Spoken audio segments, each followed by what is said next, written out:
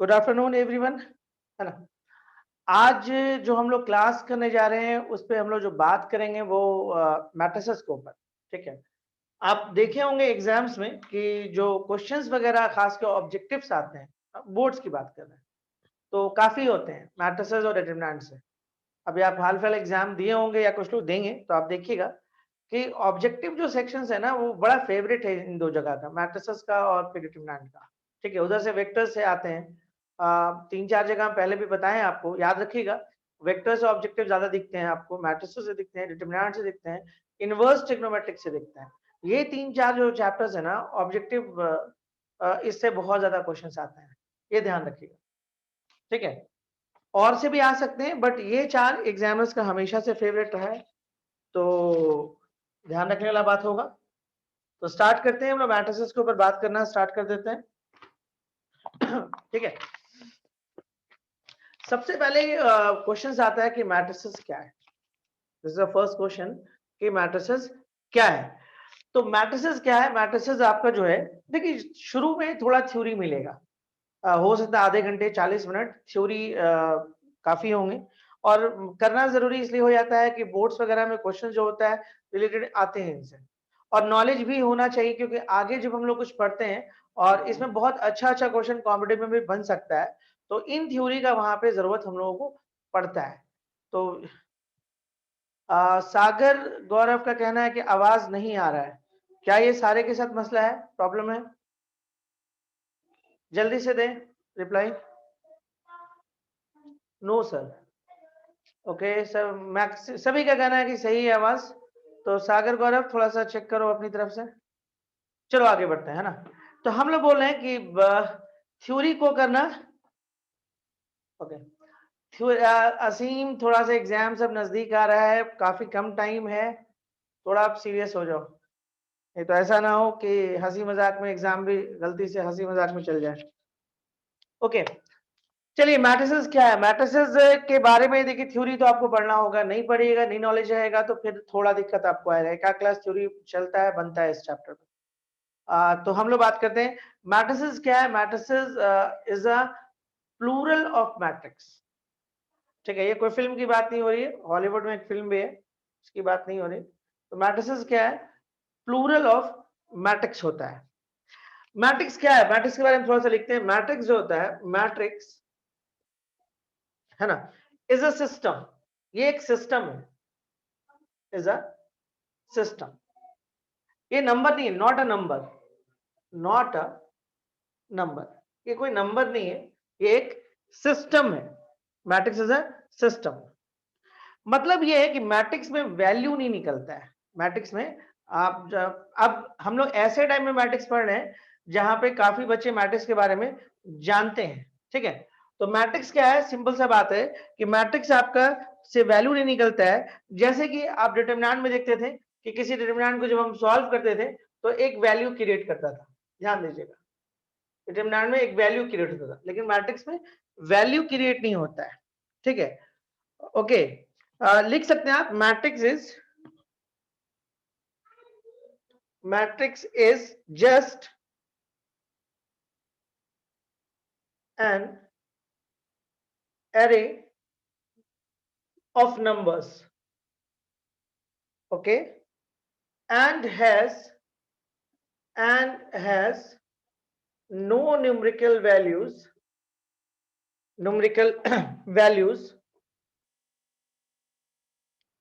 as in case of determinant।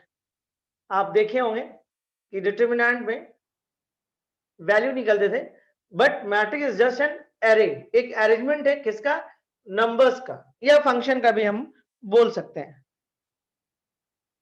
अच्छा, ये matrix हम लोग पढ़ते क्यों है? अभी मैट्रिक्स क्या है हम बात करेंगे, काफी बात करेंगे। अभी सिर्फ हम लोग ये समझे कि मैट्रिक्स एक तरह का अरेंजमेंट है। मैट्रिक्स क्या है, एक तरह का अरेंजमेंट है, और इसमें जो है वैल्यू नहीं निकलता डिटरमिनेंट की तरह। ठीक है, ये एक दो बात हम लोग सीखे। मैट्रिक्स जो है सिस्टम ऑफ इक्वेशन को सॉल्व करने का एक मेथड है। ठीक है, मैट्रिक्स जो है सिस्टम ऑफ इक्वेशन को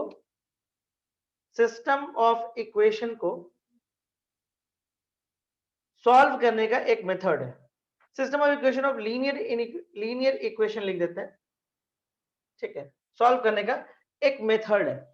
अब इसमें कुछ लोग बोलेंगे कि सर ऐसा क्या है, सिस्टम ऑफ इक्वेशन जो होता है उसको तो हम लोग सॉल्व करना जानते हैं। जैसे मान लीजिए क्वेश्चन ऐसा दे दिए आपको, ओके ये क्वेश्चन दे दिया, तो आप बोलेगा कि इसको मैट्रिक्स देखिए अभी मैट्रिक्स में इसको कैसे सॉल्व करते हैं हम इस पे कोई बात नहीं कर रहे हैं। हम सिर्फ आपको ये बोल रहे हैं कि मैट्रिक्स जो है आपका सिस्टम ऑफ इक्वेशन को सॉल्व करने का एक मेथड देता है और इसीलिए हम मैट्रिक्स को स्टडी करते हैं और पढ़ते हैं। तो सवाल दिमाग में ये आता है कि इस तरह के इक्वेशन को तो हम लोग जूनियर क्लासेस में सॉल्व कर चुके हैं, बनाए हैं, तो फिर ऐसा क्या जरूरत पड़ता है कि हम लोगों को इसमें मैट्रिक्स लगाना पड़ता है। अब यही क्वेश्चन जो हम दिए हैं, आप बहुत सारे मेथड से इसको बनाए होंगे, लाइक सब्स्टिट्यूशन मेथड से आप बनाए होंगे, एलिमिनेशन मेथड से बनाए होंगे, क्रॉस मल्टीप्लिकेशन मेथड से बनाए होंगे और ग्राफिकल मेथड से भी इसको बनाए होंगे। तो फिर इसको मैट्रिक्स के जरिए सॉल्व करने का क्या जरूरत है। लेकिन अगर सिस्टम ऑफ लीनियर इक्वेशंस में हम वेरिएबल को बढ़ा दें, जैसे अगर हम कुछ ऐसा कर दें कि 2x plus y minus z is equal to कुछ भी दे दो, ऐसा हमने एक वेरिएबल को क्रिएट किया। अगर एक वेरिएबल को क्रिएट करेगा तो नंबर ऑफ इक्वेशंस भी आपका बढ़ जाएगा, तब आपका इक्वेशन 3 आएगा। ठीक है, कुछ ऐसा। देखिए बेसिक्स बात को आप समझिए, अगर आप बेसिक्स बात को समझते हैं तो प्रॉब्लम कम होगा आपको। और छोटा ये चैप्टर 4-5 दिन में आराम से खत्म हो जाएगा, ज्यादा टाइम नहीं लगेगा, लगातार ही क्लास ले लेंगे। तो हम लोग इसको तो आप बहुत सारे मेथड से सॉल्व कर सकते थे। एलिमिनेशन मेथड था आपके पास, क्रॉस मल्टीप्लिकेशन मेथड था, सब्स्टिट्यूशन मेथड था, ग्राफिकल मेथड था, इस तरह के क्वेश्चंस को सॉल्व करने के लिए। लेकिन जैसे ही वेरिएबल को बढ़ा दिए तो नंबर ऑफ इक्वेशंस भी हमारा बढ़ गया। तो आप बोलेगा सर ये वाला भी तो आराम से सॉल्व हो जाएगा, क्या करेंगे, इन दो इक्वेशन से हम z को रिमूव कर देंगे और इन दोनों से फिर से z को रिमूव कर देंगे, तो यहां से एक इक्वेशन x और y में बन जाएगा और यहां से भी x और y में एक और इक्वेशन डेवलप हो जाएगा। अब इन दोनों को सॉल्व करके हम x और y निकाल लेंगे, गुड, और यहां से फिर हम वापस किसी में पुट करके z निकाल लेंगे। तो क्या जरूरत है मैट्रिक्स से इसको सॉल्व करने का। लेकिन अब हम एक चीज नोटिस किए कि जब हम इस मेथड से बना रहे थे एलिमिनेशन या सब्स्टिट्यूशन जो भी व्हाटएवर, ठीक है, और जब इसमें आए तो जब इससे बना रहे तो टाइमिंग हमारा बढ़ गया, टाइम हमारा ज्यादा लगने लगा कंपेरेटिवली इससे। ये तो आसानी से सॉल्व हो जाएगा, बट इसमें क्या है, सो आप पहले z को रिमूव करिए, x एंड y में इक्वेशन लाइए, z को रिमूव करिए, x एंड y में इक्वेशन लाइए, फिर इनको सॉल्व करिए, x और y निकालिए, फिर वापस z पुट करिए, तब आपका x y एंड z मिलेगा। तो हम लोग को एक बात यहाँ पे समझ में आ रहा है कि टाइमिंग हमारा जो है वो बढ़ जा रहा है। लेकिन एक बात तो है कि टाइमिंग बढ़ जाए अलग बात है, लेकिन हम सॉल्व तो कर सकते हैं, इसके लिए एक नया मेथड डेवलप करने का जरूरत नहीं है। लेकिन फिर जब बात आगे बढ़ा, फिर हम ये सोचें कि अगर वेरिएबल और बढ़ गया तो ऐसा तो हो सकता है ना, या हम 3 वेरिएबल में बात कर रहे थे, मे बी वेरिएबल 4 हो जाए, 5 हो जाए, 6 हो जाए। अगर मान लीजिए वेरिएबल्स हम कुछ इस तरह से कर दें, x plus y plus 2z plus 2, कुछ भी ले लो आप, p5, या फिर आप ले लो x plus y plus z plus p equal to 3 and 2x minus 3y plus 4z plus 2p is equal to 3 and 3x minus y minus z plus 3p is equal to 8।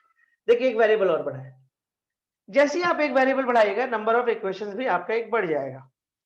और अगर अब हम आपको बोल दें कि अब solve करिए तो मुश्किल होगा। यहाँ पे तो कॉन्फिडेंटली चले गए थे, z रिमूव करके काम चला के x और y निकाल लिए, इन दोनों से x और y में इक्वेशन आया, इन दोनों से x और y में इक्वेशन आया, इन दोनों को सॉल्व करके x और y निकाले, वापस पुट करके आपका एक्स वाई जेड दोनों निकल गया। लेकिन जैसे ही हमने वेरिएबल को एक और इंक्रीज किया और नंबर ऑफ इक्वेशन भी तब बढ़ेगा, क्योंकि वेरिएबल आप बढ़ा दिए तो 4 इक्वेशन का जरूरत पड़ेगा, और हम बोले अब सॉल्व करो तो इस केस में हम लोगों को दिक्कत होने लगा।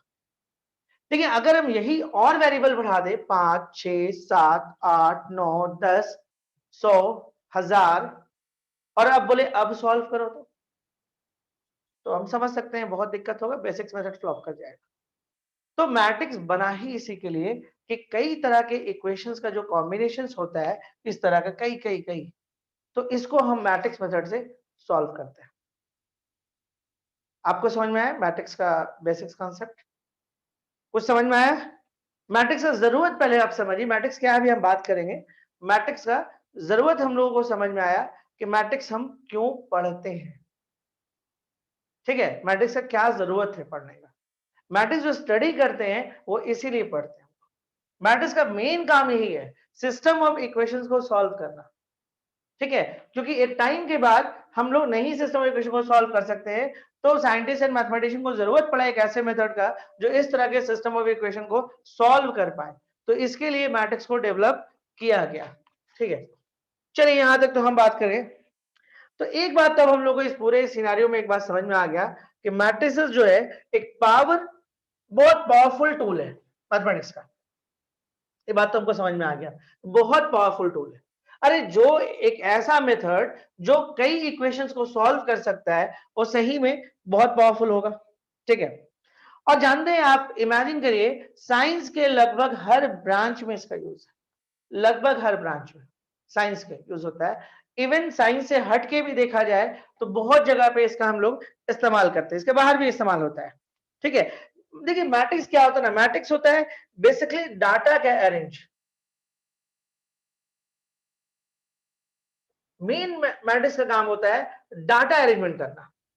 अब ऐसा कौन सा जगह है जहां पे डाटा अरेंजमेंट नहीं होता है? चाहे हम छोटा सा कोचिंग चलाएं, चाहे आप जिस स्कूल में पढ़ते हो, ठीक है, या एक किराने का दुकान ले लो, ठीक है, या आप स्कूल में जो आपका जो अटेंडेंस होता है या फीस जमा करते हैं, या फिर बहुत सारा चीज, डाटा का तो हर जगह जरूरत पड़ता है, डाटा अरेंजमेंट का। तो भाई ये तो बड़ा अच्छा चीज हम लोगों को मिला, ठीक है। इंडस्ट्री वगैरह में भी काफी यूज होता है, एम्प्लॉय का डाटा वगैरह होता है, ठीक है। ओके, इस तरह से तो इसका यूज कहाँ कहाँ हम लोग देख सकते हैं आगे फ्यूचर में। आप देखिए उसको फाइनेंस में आप यूज देख सकते हैं, स्टॉक मार्केट में ये दिखता है यूज, कंप्यूटर टेक्नोलॉजी में आता है, इकोनॉमिक्स में आता है, डाटा इंटरप्रिटेशन में आता है, क्रिप्टोग्राफी में आता है, जेनेटिक में आता है, सोशियोलॉजी में आता है, मॉडर्न फिजिक्स में आपको आता है, मॉडर्न साइकोलॉजी में आता है। मतलब बहुत जगह पे ऐसा है जहां पे बहुत वाइड यूज है इसका, ठीक है, बहुत ही वाइड यूज है। आप इतना समझ लें मैट्रिसेस का। तो बेसिकली बहुत ज्यादा हम बात कर लिए, लेकिन अब हमको ये समझना होगा कि एक्चुअली मैट्रिक्स होता क्या है। अभी तो शुरू में यही समझिए कि मैट्रिक्स आपका क्या होता है, ठीक है। बेसिकली हम लोग मैट्रिसेस के बारे में समझेंगे, this is a plural of matrix. फिर हम समझे कि ये अरेंजमेंट है डाटा का। फिर हम ये समझने की कोशिश करें कि मैट्रिक्स पढ़ते क्यों है, क्योंकि हम लोगों को सिस्टम ऑफ इक्वेशन को सॉल्व करना है, ये समझे। सिस्टम ऑफ इक्वेशन से सॉल्व करना, तो ये सब क्या है, ये सब डाटा कलेक्शन है, ठीक है। तो डाटा कलेक्शन, जब डाटा कलेक्शन है तो इसका बहुत वाइड यूज होता है। अब हमको ये समझना होगा कि एक्चुअल में मैट्रिसेस होता क्या है। तो चलिए मैट्रिक्स के डेफिनेशन पे हम लोग आते हैं। थोड़ा थ्योरेटिकल तो होगा क्योंकि जरूरी है करना। मैट्रिक्स इज, देखिए मैट्रिक्स इज, लिख लीजिए बहुत छोटा सा एक लाइन है, इज रेक्टेंगुलर रेक्टेंगुलर अरेंजमेंट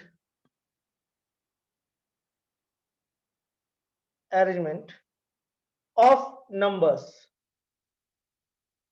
अच्छा, नंबर्स कैसा हो सकता है? कुछ भी हो सकता है, रियल भी हो सकता है और कॉम्प्लेक्स भी हो सकता है, ओके। फंक्शन भी हो सकता है, रेक्टेंगुलर अरेंजमेंट ऑफ नंबर्स बोले, फंक्शन भी हो सकता है यहाँ पे, है ना, रियल और कॉम्प्लेक्स।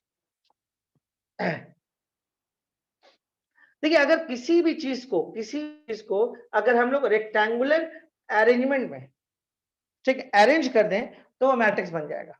समझिएगा बात को, किसी भी चीज को, किसी भी नंबर या चीज को अगर रेक्टेंगुलर अरेंजमेंट में हम लोग इसको अरेंज कर दें तो वो क्या बन जाएगा, मैट्रिक्स बन जाएगा। मैट्रिक्स को जो रिप्रेजेंट करते हैं ना सिंबॉलिकली, वो इस साइन से या इस साइन से, ध्यान दीजिएगा। और एक साइन और होता है इसका, लेकिन बहुत कम दिखता है। देखिए मैट्रिक्स का ये सिंबल है, ये तीनों सिंबल है, ये आप यूज शायद नहीं देखे होंगे कभी, कहीं कहीं पे जब आप हायर स्टडी करिएगा मैथ्स में कहीं पे, तो ज्यादातर मैट्रिक्स का साइन ऐसा दिखेगा। लेकिन अभी हम लोग मैट्रिक्स का साइन को ऐसे ही चलाएंगे क्योंकि आप लोग इसी तरह का साइन देखते आए हैं। तो मैट्रिक्स के लिए सिंबॉलिकली हम इसको यूज करेंगे, बट ये तीनों जो साइन आपको दिख रहा है वो मैट्रिक्स है। जैसे हम यहाँ पे अंदर में 2 3 5 7, मतलब ये एक मैट्रिक्स को शो कर रहा है। जैसे यहाँ पे हम लिखते हैं 1 3 5 2 1 4, ये भी मैट्रिक्स को शो कर रहा है, 2 1 3 1 4 5। अगर ये सिंगल लाइन होता तो डिटरमिनेंट होता, ठीक है, डबल डबल लाइन है तो ये मैट्रिक्स को शो होता है, बट इस तरह का साइन हम लोग को जल्दी दिखता नहीं है। ठीक है, एक और बात, अब जैसे आप ऐसे कुछ लिखें तो इक्वल टू करके कुछ लिखना होगा ना, तो वो जो भी होता है वो कैपिटल लेटर से शो करते हैं। मैट्रिक्स को हम लोग हमेशा कैपिटल लेटर से ही शो कर सकते हैं, इसको स्मॉल से नहीं शो करते हैं। तो मैट्रिक्स को जो सिंबॉलिकली जो शो किया था इस तरह से, वो कैपिटल लेटर से शो किया था।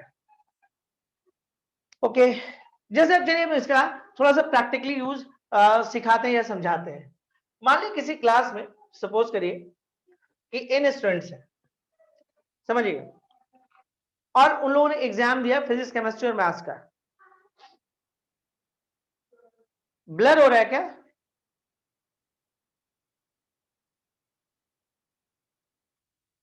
ब्लर है? नो। चलिए, कोई बोल नहीं रहे, सब ठीक है। बाकी लोग देखिए जिनका ब्लर हो रहा है। ओके, मान लीजिए किसी स्कूल के बारे में हम बात करते हैं, है ना, कोई स्कूल ले लेते हैं। ठीक है, ठीक है। किसी स्कूल में मान लीजिए किसी क्लासरूम में मान लीजिए n बच्चे हैं, ठीक है, n ले लेते हैं, 30-40 ना लेके, ठीक है, और वो एग्जाम देते हैं फिजिक्स, केमिस्ट्री, मैथ्स का। तो हम इनका एक अरेंजमेंट बनाते हैं, कैसे बनेगा? देखिए यहाँ पे ये आपका हो गया। ओके, आप ले लो यहाँ पे फिजिक्स, ये केमिस्ट्री और ये मैथमेटिक्स। देखिए पहला बच्चा, तो पहले बच्चे का मार्क्स आप कहाँ लिखोगे? यहाँ, यहाँ और यहाँ। दूसरे बच्चे का क्या होगा? देखिए यही काम है मैट्रिक्स का। मैट्रिक्स का यही काम होता है, डाटा को अरेंज करना। देख रहे हैं कितना आराम से अरेंजमेंट हो रहा है, जो भी मार्क्स आ रहा है यहाँ पे भराते जाए। इसी को तो मैट्रिक्स बोलते हैं। ठीक है, तो उम्मीद है आपको समझ में आया होगा। अच्छा, एक और चीज नोटिस करिए कि ये स्क्वायर नहीं है। आप नोटिस करिएगा ये स्क्वायर नहीं है, इसमें आप ध्यान से देखिएगा। आप रो एंड कॉलम जानते हैं क्योंकि आप डिटरमिनेंट पढ़ के आए हैं, डिटरमिनेंट आप जानते हैं, तो रो और कॉलम आप समझते हैं।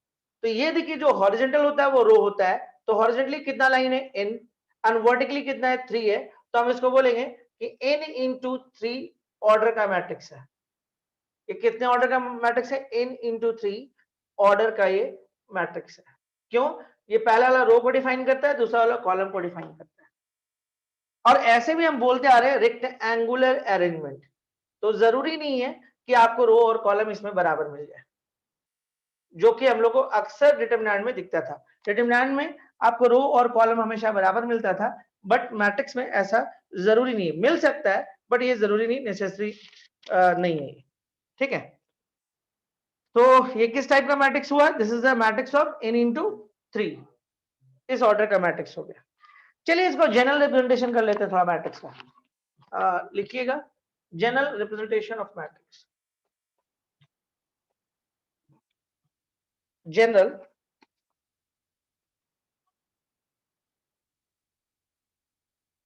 बच्चे वेट कर रहे होंगे, मल्टीप्लिकेशंस का, एडजॉइंट का, इनवर्स का आएगा, वो सब आएगा। थोड़ा सा तरीके से पढ़िए क्योंकि थ्योरेटिकल क्वेश्चंस एग्जाम से मिलते हैं इससे। जनरल रिप्रेजेंटेशन ऑफ मैट्रिक्स, हम एक मैट्रिक्स लिख रहे हैं, उसके बाद फिर हम बात करते हैं इसके ऊपर कुछ कुछ। एक मैट्रिक्स, मैट्रिक्स में देखिए क्या होगा, A11, A12, A13, ठीक है, थोड़ा सा इधर बढ़ते हैं, A1n, तो खुला ही रखते हैं अभी, बाद में बंद कर लेंगे। फिर आइए आप A21, A22, A23, बड़ी A2n। फिर हम लोग ऐसे ही बढ़ते जाएंगे, ऐसे बढ़ते जाएंगे।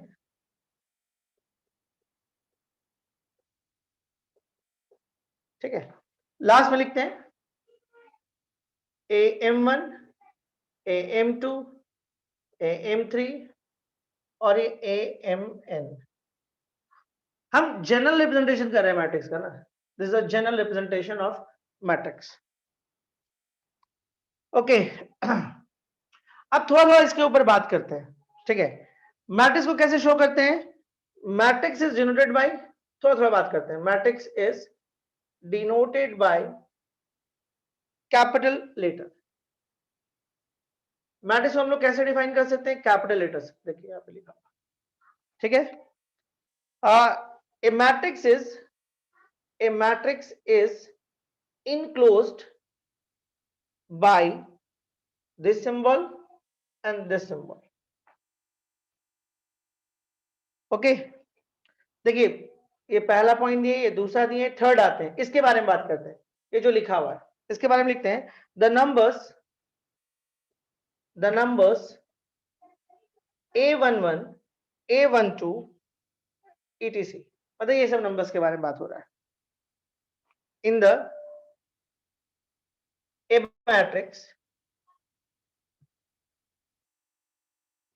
above matrix are known as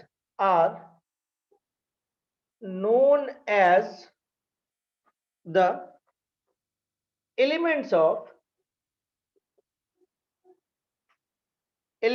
of the matrix. The numbers A11 A12 it is in the above matrix are known as the elements of the matrix, generally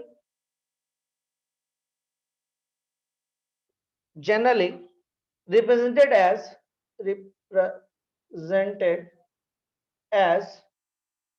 AIJ. ये एक इंपॉर्टेंट बात है आपके लिए,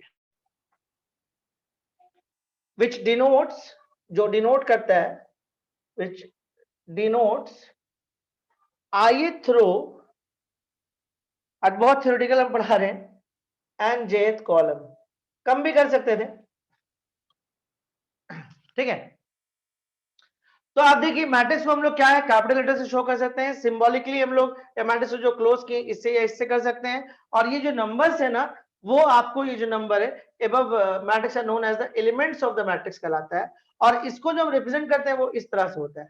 ये पहला वाला ऐसे आप सिंबल जानते हैं, कोई नया सिंबल नहीं है, तो ये जो सिंबल है वो आपका ये फर्स्ट वाला रो को शो करता है, और ये जो जे है वो कॉलम को शो करता है। अगर हम कुछ इस तरह से लिख दें तो इसका मतलब है कि ये जो एलिमेंट को शो कर रहा है, कैसा एलिमेंट है, सेकंड रो और थर्ड कॉलम। सेकंड रो आपका ये हो जाएगा, और थर्ड देखिए सेकंड रो में आएगा तो ये सेकंड रो हो जाएगा, और थर्ड कॉलम का मतलब ये, यानी कि इस तरह का कुछ, मतलब सेकंड रो में आप चल जाइए और थर्ड कॉलम में आइए तो देखिए आपको ये वाला नंबर मिल रहा है। तो ए अगर हम 52 लिख दे रहे हैं या 53 लिख रहे हैं, इसका मतलब आप पांचवें रो में जाइए और तीसरे कॉलम में जाइए तो आपको ये नंबर मिलेगा। तो मैट्रिक्स के नंबर को हम लोग इस तरह से रिप्रेजेंट करते हैं, जहां पे आई और जे है रो और कॉलम को शो करता है, ठीक है। अब इसी मैट्रिक्स को ले लीजिए जो हम लोग बोर्ड पे बनाए हुए हैं, इसमें कितना रोज है आप काउंट करिए, रोज हॉरिजॉन्टली कितना है, m, देखिए 1 2 करके m तक आया, और वर्टिकली अगर आप आइएगा तो यहाँ पे n मिलेगा, तो यानी कि ये m इंटू n ऑर्डर का मैट्रिक्स है, ठीक है। और जानते हैं सारे को हम लोग कॉम्पैक्ट कर सकते हैं, कैसे हम बता रहे हैं, मैट्रिक्स को जो आगे मतलब इतना ना लिख के हम इसको ऐसे लिख सकते थे, देखिए a is equal to aij m into n, इस पूरे मैट्रिक्स को हम लोग कॉम्पैक्ट करके ऐसे लिख दिए। ये सिंबल आपके लिए इंपॉर्टेंट है क्योंकि हम आगे जितना भी डिफिनेशन लिखेंगे इसके ऊपर करके लिखेंगे, ठीक है। समझ में आ रहा है आपको, ये चीज समझिए आप, है ना। आपको क्या समझना है कि हम किसी भी मैट्रिक्स को इस तरह से लिख सकते हैं, ये एलिमेंट को शो करेगा और कितने ऑर्डर का आप वहां पे लिख दीजिए, यानी इस मैट्रिक्स को हम कॉम्पैक्ट करके ऐसे लिख सकते थे। ओके, उम्मीद करते हैं आप समझे होंगे इस बात को, कोई दिक्कत नहीं आया होगा, ठीक है। चलिए, ये एक्चुअली जो होता है ना, ये जो आप देख रहे हो ना, ये आपको एक तरह से मैट्रिक्स का सेल एड्रेस बताता है, किसी भी एलिमेंट का क्या एड्रेस है वो ये डिफाइन करता है ये। तो मोरलेस उम्मीद करते हैं कि बेसिक्स आप मैट्रिक्स समझ गए होंगे, ठीक है। हम लोग थोड़ा सा क्लासिफिकेशन ऑफ मैट्रिसेस में आते हैं कि कितने टाइप का होता है, जानना सब जरूरी है, नहीं जानेगा तो दिक्कत है, थोड़ा थ्योरेटिकल है, ये बात हम भी बोल रहे हैं, ठीक है। मिटा दें इसको, मिटाया जाए। टॉपिक है अगला, क्लासिफिकेशन ऑफ मैट्रिसेस।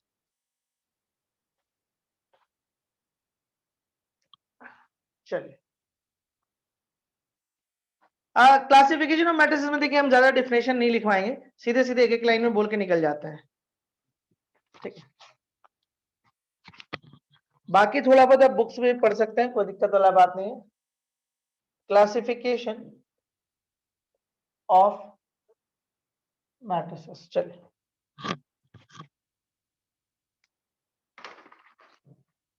देखिए सबसे पहले इसमें हम लोग टाइप्स ऑफ मैट्रिक्स देखते हैं कि कितना टाइप है, बहुत होता है, बहुत ज्यादा होता है, लेकिन हमारे काम का 10-12 मैट्रिक्स है, तो उसको हम लोग समझ जाए कि क्या क्या होता है। ठीक है, एक बार में भी नहीं समझेंगे, धीरे धीरे समझेंगे। तो आज जो समझने लायक मैट्रिक्स है वो सब देख लेते हैं। रो मैट्रिक्स किसको बोलते हैं। ठीक है, डिफरेंशियल लिखवाने का हम जरूरत नहीं समझते हैं सब में। ठीक है, अगर आपका मन होगा तो हम लिखवा देंगे, ऐसा कुछ नहीं है, लेकिन अगर मुझे लगता नहीं कि डिफरेंशियल लिखवाने से कोई खास फायदा है। ठीक है, अब रो मैट्रिक्स में हम लिखा दे कि एक ऐसा matrix having only one row. ठीक है, matrix having only one row is called a row matrix. तो कोई मतलब नहीं है। ठीक है, आप ऐसे भी समझ सकते हैं। रो मैट्रिक्स का मतलब एक ऐसा मैट्रिक्स जहां पे सिंपली एक सिंगल रो, कॉलम कितना भी हो सकता है, लेकिन आपका कॉलम कितना भी हो जाए, वर्टिकल लाइन कितना भी बना दो, हॉरिजॉन्टली सिर्फ एक ही लाइन में बनेगा, that is called a row matrix. Second में हम आते हैं कॉलम मैट्रिक्स में।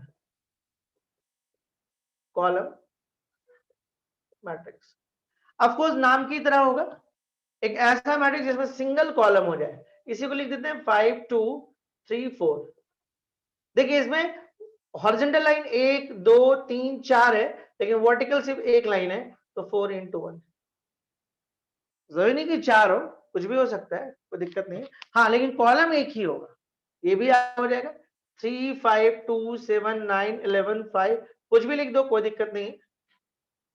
ठीक है, आपका कॉलम एक होगा, रो आपको जितना बनाना है 1 2 3 4 5 6 7, 7 into 1 मैट्रिक्स है। या किसी भी मैट्रिक्स को जो किस ऑर्डर का है वो बगल में ऐसे यहाँ पे लिखा जाता है।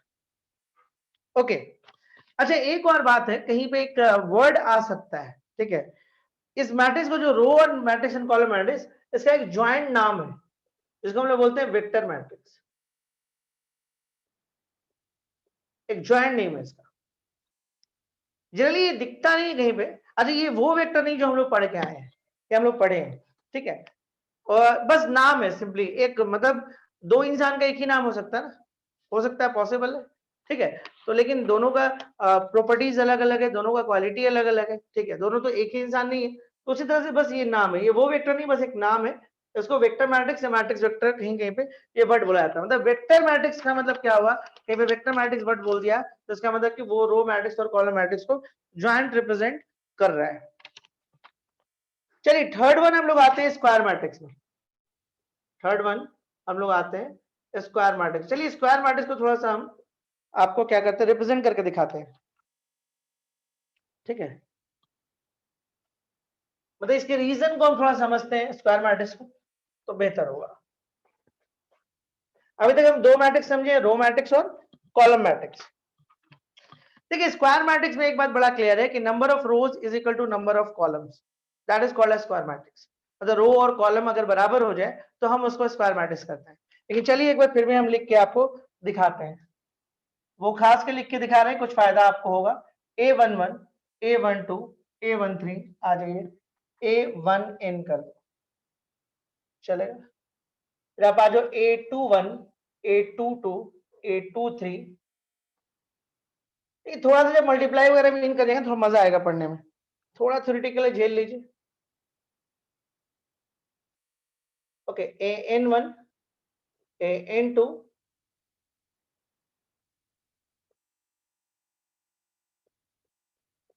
ठीक है, ऐसे ही पढ़ेंगे AN3 और लास्ट में आएगा ANN। तो कितना है, NN है। कोई नामांकन कर दें इसका, A लिख देता है।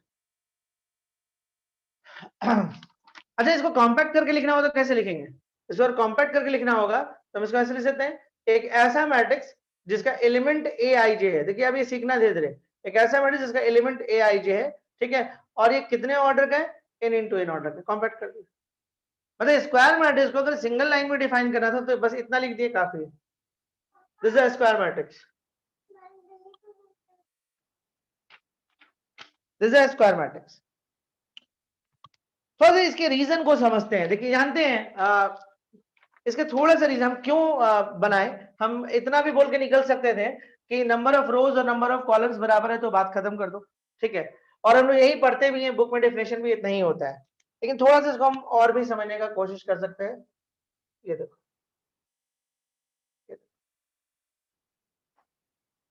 सबसे पहले आपको ये समझना होगा कि स्क्वायर मैट्रिक्स में ही आपको डायगोनल मिलेगा, याद रखिएगा। स्क्वायर मैट्रिक्स में ही आपको डायगोनल मिलेगा, डायगोनल और कहीं नहीं मिलता है। अच्छा, लोग बोलते हैं कि डायगोनल तो दो होता है, लेकिन हम लोग अब समझ चुके हैं कि हम लोग एक ही डायगोनल की बात करते हैं, that is a principal diagonal. यही है principal diagonal. Okay, main diagonal यही है। अब अगर आप डायगोनल को इस तरह से शो करते हैं तो दो पार्ट बनता है। तो ऊपर वाला आप ध्यान से देखिएगा कि ऊपर वाला एक ट्रायंगल टाइप का बन रहा है आपको, इस तरह का कुछ नोटिस करें। ये देखिए, यहां से अगर इसको हम ऐसे करके एक लाइन और कवर कर दें ऐसे, तो एक ट्रायंगल टाइप का बनेगा। चलिए बना ही देते हैं, हल्का सा लेके, देखिए ये वाला। तो इस पार्ट को हम लोग बोलते हैं upper triangular, upper triangular part का नाम दे रहे हैं ना, मैट्रिक्स नहीं बोले हम। एंड सिमिलरली एक देखिए नीचे में भी एक ट्रायंगल टाइप का बन जाएगा, नोटिस करिए इसको। इसको हम लोग बोलते हैं लोअर ट्रायंगुलर, ट्रायंगुलर मैट्रिक्स नहीं लिखे हम लोग, है ना। मतलब इस रीजन का नाम बताएं। ये जो रीजन है ऊपर वाला उसको हम अपर ट्रायंगुलर बोलते हैं, और ये नीचे में रीजन है लोअर ट्रायंगुलर है, ये डायगोनल है। ठीक है, और डायगोनल कहां होता है? सिर्फ स्क्वायर मैट्रिक्स में, जहां पे number of rose number of column के बराबर होता है, वहीं पे आपको डायगोनल मिलेगा, नहीं तो फिर डायगोनल नहीं मिलता आपको। अगर हम एक ऐसा मैट्रिक्स दिखा दें आपको 1 3 5 7 3 9 11 4, तो ये मैट्रिक्स कितने ऑर्डर का है भैया? तो हॉरिजॉन्टली 4 है एंड वर्टिकली 2 लाइन है, तो ये 4 इंटू 2 का मैट्रिक्स है। लेकिन इसमें डायगोनल आपको नहीं मिलेगा। डायगोनल तभी मिलेगा जब मैट्रिक्स आपका स्क्वायर होगा। और ये स्क्वायर मैट्रिक्स को हम कैसे डिफाइन कर सकते हैं? इस तरह से डिफाइन कर सकते हैं, ये डायगोनल है, ये अपर ट्रायंगुलर है, और ये लोअर ट्रायंगुलर है। चलिए इसमें थोड़ा सा हम लोग और बात कर सकते हैं, एक आध लाइन। ठीक है, देखिए कई बार हम लोग को जो बात करना होता है ना, वो थोड़ा थ्योरेटिकल भी करना पड़ता है। ओके, तो देखिए अपर ट्रायंगुलर कब होगा वो देखते हैं। अपर ट्रायंगुलर कब होगा? जब आपका आई लेस देन जे हो जाए। देख रहे हैं, ये तो आई वैसे ही रह रहा है, जे बढ़ते जा रहा है। ठीक है, और डायगोनल कब होगा?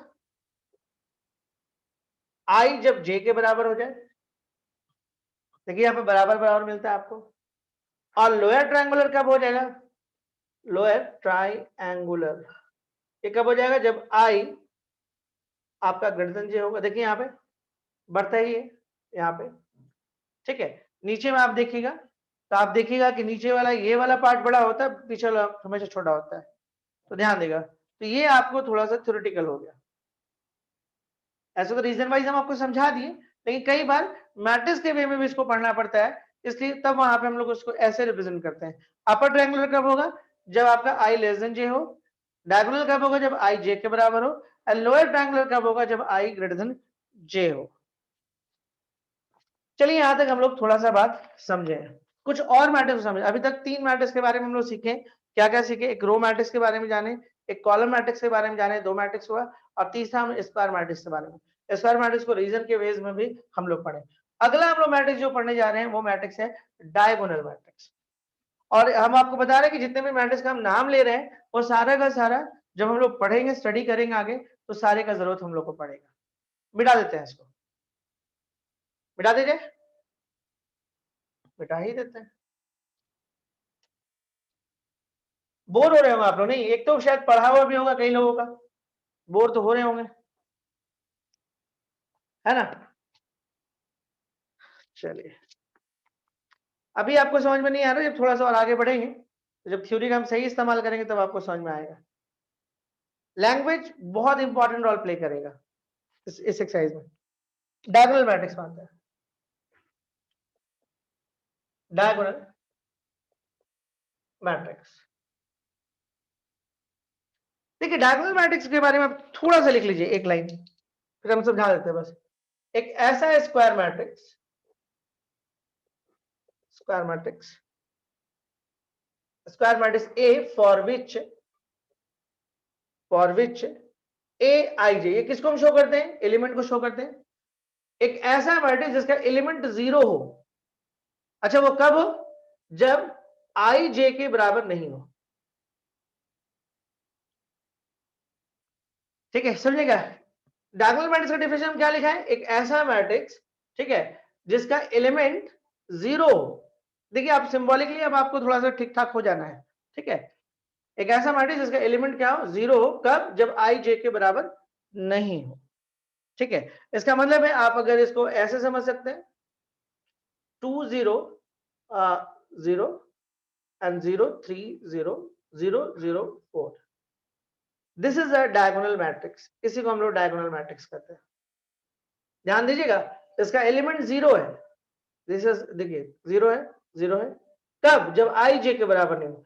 डायगोनल का तो हमको पता है कि i j के बराबर होता है, ये a11 होता है, ये a22 होता है, a33 होता है, तो डायगोनली तो एलिमेंट होगा ही। डायगोनल को छोड़ के वो सारा एलिमेंट 0 होना चाहिए, that is called a diagonal matrix, ठीक है। अब कोई बोलेगा क्या डायगोनल भी 0 हो सकता है? आप बोल सकते हैं, स्पेशल केस में बोल सकते हैं, ठीक है, क्योंकि डायगोनल मैट्रिक्स, यहाँ पे डायगोनल के बारे में कोई बात नहीं होता है, यहाँ पे सिर्फ बात होता है डायगोनल वाले को छोड़ के। तो डायगोनल कुछ भी हो सकता है, बट बेसिकली डायगोनल का जो डेफिनेशन ये है कि डायगोनली एलिमेंट हो, बाकी हर जगह पे 0 हो, that is called diagonal matrix. अच्छा, डायगोनल मैट्रिक्स को, इसको रिप्रेजेंट करने का एक और भी तरीका है। कई बार आप बुक में देखिएगा ऐसे ना लिख के इसको डायगोनल लिखता है, ऐसे लिखेगा, और ये एलिमेंट को ऐसे करके लिख देता है, बुक में देखिएगा ऐसे लिख देता है, मतलब इतना बड़ा ना लिख के ऐसे, क्योंकि बाकी एलिमेंट तो 0 ही है, और सिर्फ डायगोनल को ऐसे लिख दिए तो वो क्लियर हो गया। अब जैसे मान लीजिए एक इस तरह से लिख देते हैं 3004, तो इतना ना लिख के इसको ऐसे भी लिखा जा सकता था, बुक में देखिएगा डायगोनल 34 हो गया। तो आप समझिएगा ये इसी को रिप्रेजेंट कर रहा है, ठीक है, और स्क्वायर होना तो मस्ट है। अगला हम आते हैं स्केलर मैट्रिक्स, नेक्स्ट है स्केलर मैट्रिक्स, मिटाते हैं इसको।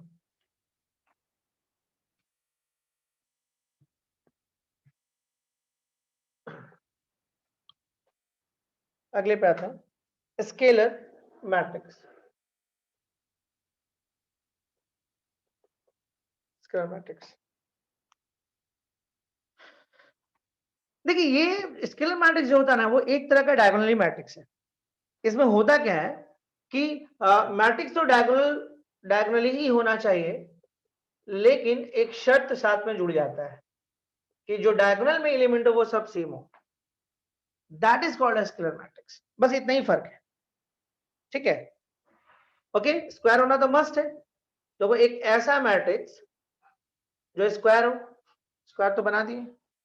तो एलिमेंट कैसा होना चाहिए, तो एलिमेंट के बारे में बोलता है कि एलिमेंट इसका होना चाहिए 0, कब, जब i is not equal to J, और जब i is equal to J होगा तो क्या होगा, दैट केस में इक्वल होना चाहिए। i जब j के बराबर नहीं होगा तब 0 होना चाहिए, है 0, और जब i j के बराबर हो जाए तब क्या होगा, दैट केस में आपका क्या होना चाहिए, सेम नंबर होना चाहिए, इसलिए हम k रख दिए, कोई भी आप सेम नंबर यूज कर सकते हो, ठीक है। चलिए हम लोग आगे बढ़ते हैं। जो सबसे मोस्ट आपका स्पेसिफिक मैट्रिक्स है, that is called unit matrix. Unit matrix के बारे में थोड़ा सा समझने की कोशिश करते हैं। ये एक ऐसा मैट्रिक्स है जिसका आप नाम बहुत सुने हैं, सवाल भी बहुत आते हैं। तो चलिए हम लोग थोड़ा सा समझते हैं यूनिट मैट्रिक्स के बारे में। बस अब खत्म ही हो गया थ्योरी, थोड़ा बहुत और है। यूनिट मैट्रिक्स के बाद हम कुछ क्वेश्चन लेना चालू करेंगे ना। ऐसे लिखवाने के लिए बहुत सारे लिखवा सकते हैं, हॉरिजॉन्टल मैट्रिक्स है, वर्टिकल मैट्रिक्स है, कोई मतलब नहीं वो सब लिखवाने का। थोड़ा बहुत अगर आपको पढ़ना होगा तो बुक से पढ़ लीजिएगा, या कहीं पर अगर यूज हुआ तो हम बोल देंगे। अभी फिलहाल हम बात करते हैं यूनिट मैट्रिक्स, बहुत इंपॉर्टेंट मैट्रिक्स है। इसको लोग आइडेंटिटी मैट्रिक्स के नाम से भी जानते हैं, सुने होंगे। सबसे पहले हम यूनिट मैट्रिक्स के बारे में आपको, आप इसके इंपॉर्टेंट को समझाते हैं। आप यूनिट मैट्रिक्स से जानते हैं इंपॉर्टेंट उतना ही है जितना वन का है। वन बोलने का मतलब ये ONE1, मतलब इसका क्या हुआ, देखिए जब हम लोग अलजेब्रा पढ़ते हैं या कहीं भी पढ़ते हैं, तो जो इसका इंपॉर्टेंट है ना, एग्जैक्टली यूनिट मैट्रिक्स का मैट्रिक्स में ही इंपॉर्टेंट है। अब इसके इंपॉर्टेंट को हम समझते हैं। इसका एक एक खास प्रॉपर्टी है, ये खास चीज इसके अंदर है, क्या है कि किसी भी नंबर को अगर आप 1 से मल्टीप्लाई कर दो तो वो नंबर आपको वापस मिल जाएगा। एक खास चीज है इसके अंदर, ये वन में एक खासियत है कि किसी भी जो हम लोग न्यूमेरिकली वन जो पढ़े, नंबर पढ़े, उसके बारे में बात कर रहे हैं कि किसी भी नंबर को अगर वन से मल्टीप्लाई करो तो वो नंबर वापस मिल जाता है। जानते हैं एकदम सेम प्रॉपर्टी यूनिट मैट्रिक्स के अंदर भी। किसी भी मैट्रिक्स में अगर यूनिट मैट्रिक्स से आप मल्टीप्लाई कर दें, किसी भी मैट्रिक्स में अगर आप यूनिट मैट्रिक्स से मल्टीप्लाई कर दें और वो मैट्रिक्स मल्टीप्लाई होने लायक है तो वो मैट्रिक्स वापस आ जाएगा। ठीक है, ओके, ये चीज आपको समझना बहुत जरूरी है। पहले यूनिट मैट्रिक्स हम आपको समझा दें। यूनिट मैट्रिक्स एक तरह का स्केलरी मैट्रिक्स होता है, ठीक है, और उसमें डायगोनली जो एलिमेंट होता है वो वन, वन और वन होता है, इस तरह का। जनरली यूनिट मैट्रिक्स को हम आई से शो करते हैं, जनरली आप देखिएगा। इन शॉर्ट हम इसको ऐसे भी लिखते हैं, सॉरी ये थर्ड ऑर्डर है तो I3। कई जगह पे देखिए I3 लिखा रहेगा तो आपको तुरंत समझ जाना, अच्छा ये एक यूनिट मैट्रिक्स को शो कर रहा है जो थर्ड ऑर्डर का है।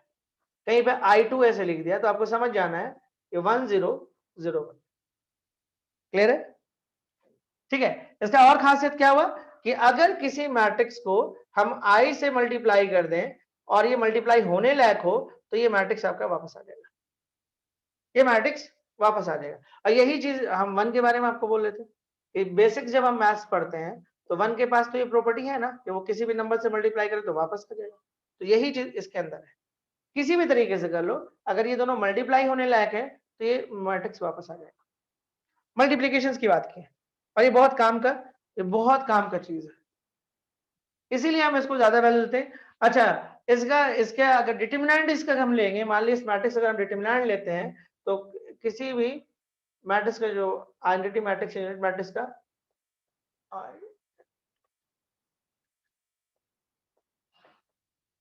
वो होता है, वो वन होता है।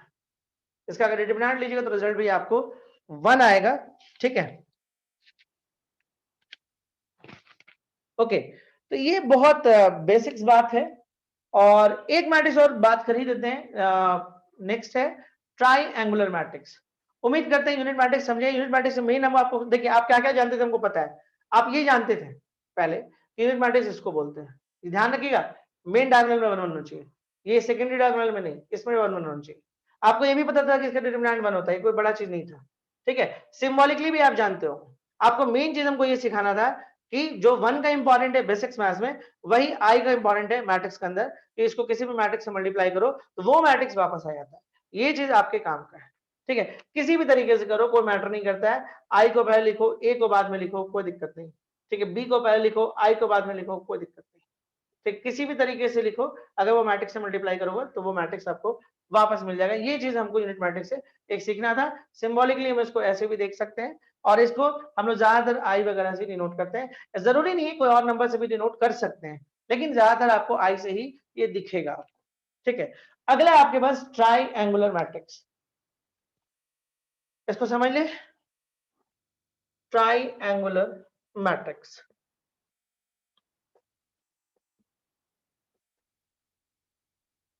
ठीक है, देखिए ट्राइएंगुलर मैट्रिक्स ऐसे तो ट्राइएंगुलर के बारे में थोड़ा सा आइडिया हम दे चुके हैं, लेकिन अब मैट्रिक्स के रूप में भी समझें ट्राइएंगुलर मैट्रिक्स।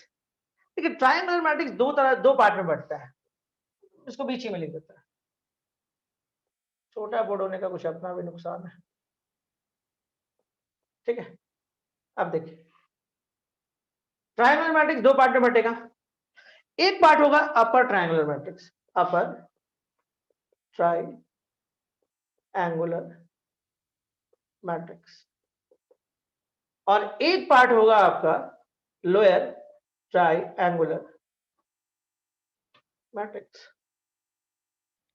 देखिए lower triangular and upper triangular के बारे में थोड़ी देर पहले हम बात किए थे, लेकिन अभी हम जो बात कर रहे हैं हम अपर ट्रायंगुलर के बारे में नहीं बात कर रहे, अपर ट्रायंगुलर मैट्रिक्स के बारे में बात कर रहे हैं।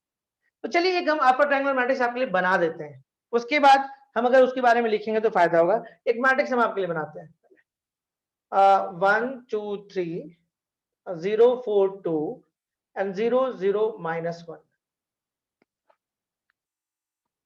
अपर ट्रायंगुलर का मतलब हुआ कि अपर में एलिमेंट होना चाहिए।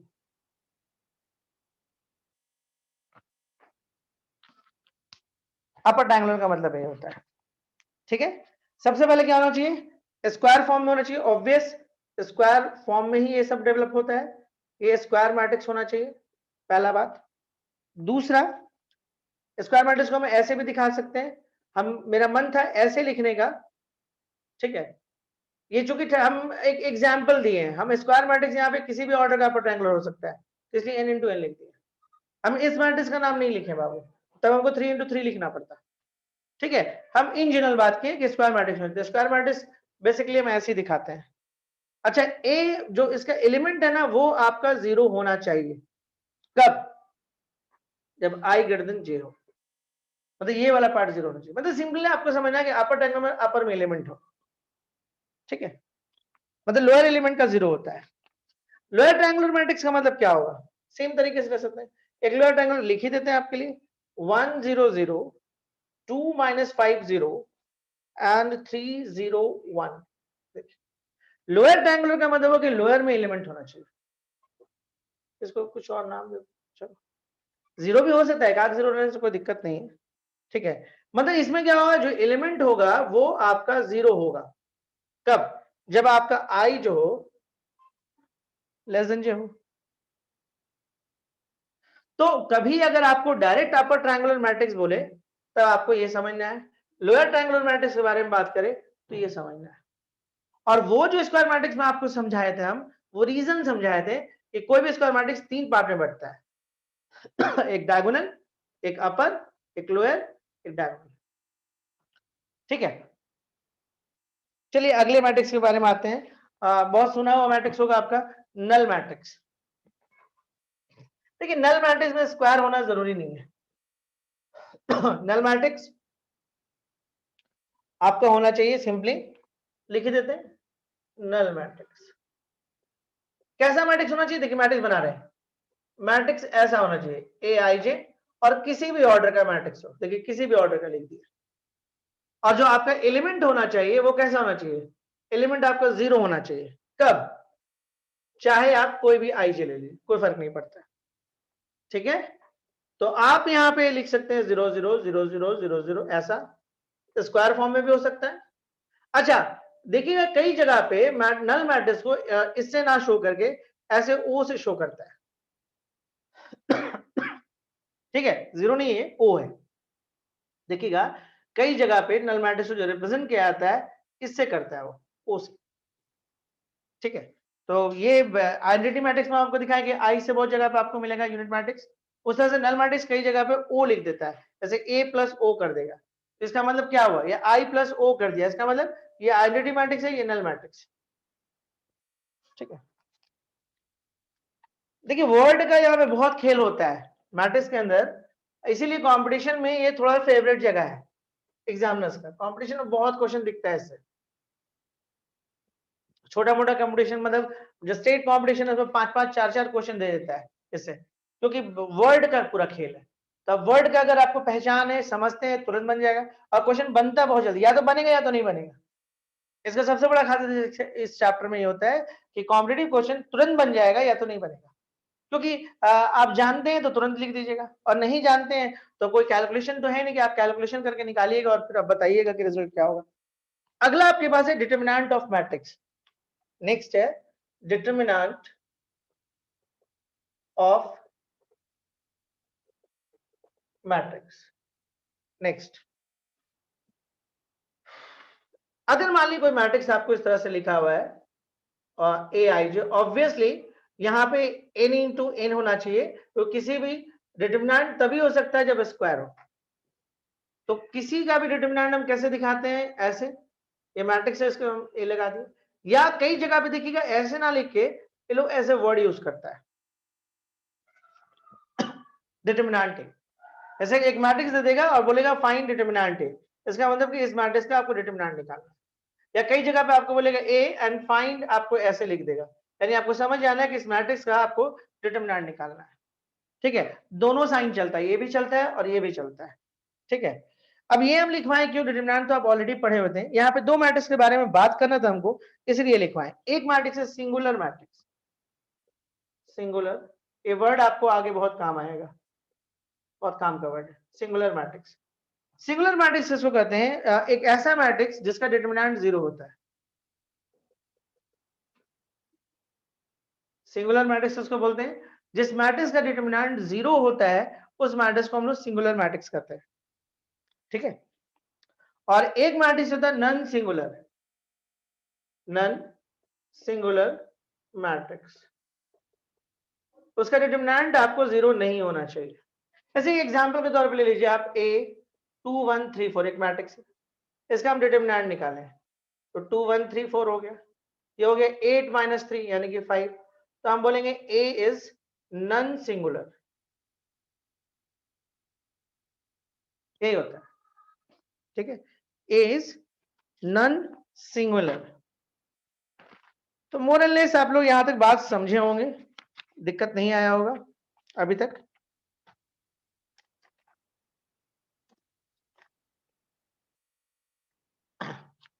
ठीक है, एक मैट्रिक्स और बोल देते हैं इक्वल मैट्रिक्स क्या होता है। ठीक है, इक्वल मैट्रिक्स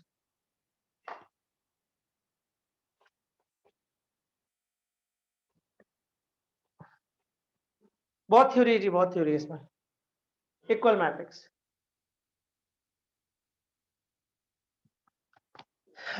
इक्वल मैट्रिक्स में क्या होता है समझते हैं पहले। इक्वल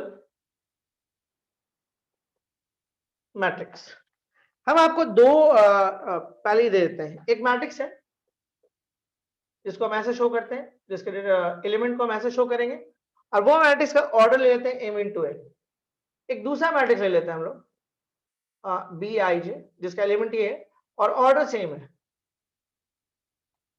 तब हम बोल सकते हैं a is equal to b कब होगा। ठीक है, a is equal to b कब होगा, जब जब आपका एलिमेंट क्या हो, आपका बराबर हो जाए और ऑर्डर भी आपका सेम हो जाए सभी आई जे के लिए।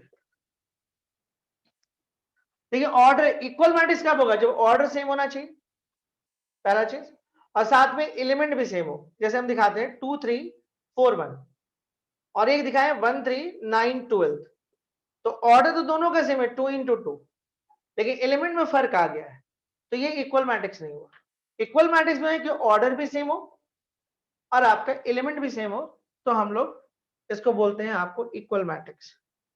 बोलेगा ये तो कोई बड़ा बात नहीं है, ऑफ कोर्स ये कोई बड़ा बात नहीं है। चलिए आगे बढ़ते हैं। इक्वल मैट्रिक्स भी हम लोग समझ गए, बहुत सारी बात हम लोग समझ गए। कुछ क्वेश्चंस करा देते हैं, आप लोग बोर हो रहे होंगे। चलिए, एक बहुत सिंपल से क्वेश्चन है जो एग्जाम्स वगैरह में आता है, पूछा जाता है, तो देख लेते हैं। देखिएगा, right the possible order, right the possible order for the matrices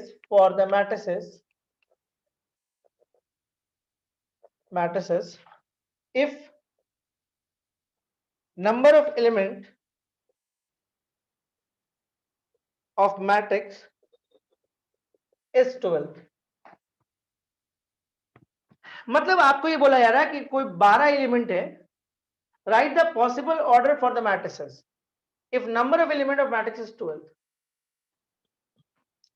12 matrix है और इससे आपको, सॉरी 12 एलिमेंट है और इससे आपको मैट्रिक्स बनाना है, तो कितने तरह का मैट्रिक्स से डेवलप कर सकते हैं। तो हम लोग को एक बात बहुत अच्छे से पता है कि हम किसी भी तरह का मैट्रिक्स बना सकते हैं, किसी भी तरह का मैट्रिक्स। ठीक है, क्योंकि ये रेक्टेंगुलर एलिमेंट होता है, मतलब रोज एंड कॉलम्स बराबर होना जरूरी नहीं है। तो देखिए 12 एलिमेंट्स हम ऐसे बना सकते हैं 1 इंटू 12, मतलब हम एक ही रो में 12 एलिमेंट को रख देंगे, या हम ऐसे भी कर सकते हैं 12 इंटू 1, या तो हम ऐसे रख देंगे 1 2 3 4 5 6 7 करके ऐसे करके रख लेंगे, या ऐसे कर सकते हैं 3 और 4 कर सकते हैं, ऐसे भी कर सकते हैं 4 और 3 कर सकते हैं, 2 और 6 कर सकते हैं, 6 और 2 कर सकते हैं। मेरे को लगता नहीं है और होगा, यही पॉसिबिलिटीज है। 12 एलिमेंट से आपको यही बन सकता है 1 इंटू 12 का ऑर्डर का मैट्रिक्स, या 12 इंटू 1 का मैट्रिक्स, 3 इंटू 4 का, 4 इंटू 3 का, 2 इंटू 6 का, 6 इंटू। ऑब्जेक्टिव क्वेश्चन दिखते हैं ऐसे। ठीक है, जल्दी से बताइए तो, अगर नंबर ऑफ एलिमेंट 8 हो तो कितना मैट्रिक्स पॉसिबल है। जल्दी बोलिए, बहुत आसान क्वेश्चन दिए।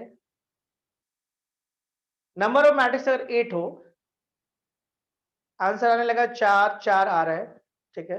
मतलब ये क्वेश्चन दिया ही इसलिए आता है देखने के लिए कि आप पढ़ रहे कि नहीं पढ़ रहे। चलिए 4, बहुत बहुत सही, बहुत सही। 4 आप 1 इंटू 8 किए होंगे, 8 इंटू 1 किए होंगे, 2 इंटू 4 किए होंगे, 4 इंटू 2 किए होंगे, और पॉसिबल नहीं। चलिए बहुत अच्छा लगा। अगर हम शायद आप इस तरह का क्वेश्चन नहीं देखे होंगे, अगर मान ली कि आपको हम देते 360 एलिमेंट, तो कितने ऑर्डर का मैट्रिक्स पॉसिबल है, ये बताइए। एलिमेंट बढ़ा दिए, 3 डिजिट में लिखे गए, 360 एलिमेंट है, और आपसे बोला गया बताइए कितना मैट्रिक्स इससे पॉसिबल है बनना।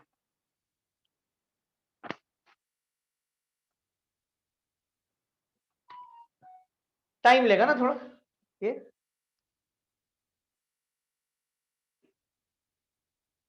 बिल्कुल सही। देखिए इसका एक पैटर्न है, 6 में नहीं बनेगा बाबू, 6 कहां से बन जाएगा। ठीक है, देखो 32 एक बच्चा बोल रहा है, चलो देखते हैं। एक तो 180 बोल रहा है, नहीं नहीं नहीं रुक जाओ, हम तरीका बता देते हैं। एक बच्चा सही बोला, कोई बोला हम ध्यान नहीं दे, कौन बोला। इसका क्या करो, देखो करना क्या है, आंसर नहीं बताया बट वो एक तरीका बताया। इसका आप इस तरह से एलसीएम लो, देख लो कोई सही ले रहे कि नहीं।